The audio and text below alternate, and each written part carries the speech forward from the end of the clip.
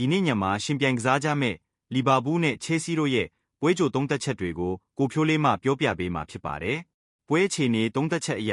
လီဗာပူးအသင်းကအမ်ဖီအိမ်ကွင်းမှာကစားရမှာဖြစ်လို့အိမ်ကွင်းအားသာချက်အပြည့်ဝရှိနေပါတယ်။လက်ရှိမှာလည်းတိုက်စစ်ကဂိုးသွင်းအားကောင်းနေသလိုကွင်းလယ်ပိုင်းကလည်းအသားကျနေပြီဖြစ်လို့ပွဲကိုအသာစီးကထိန်းချုပ်ဖို့ကြိုးစားလာပါလိမ့်မယ်အထူးသဖြင့်ဆာလာရဲ့ညာတောင်ပန်းတိုက်စစ်ကချဲစီနောက်တန်းအတွက်အဓိကအန္တရာယ်ဖြစ်လာနိုင်ပါတယ်။ချဲစီအသင်းဟာနေပြတိရဲ့လက်အောက်မှာလူငယ်ကစားသမားတွေနဲ့စုဖွဲ့မှုအားကောင်းလာပြီးတံပြန်တိုက်စစ်ကတော်တော်လေးမြင်ပါတယ်။ကိုပါမာရဲ့ဖန်တီးမှုတွေနဲ့အဆုံးသတ်နိုင်စွမ်းက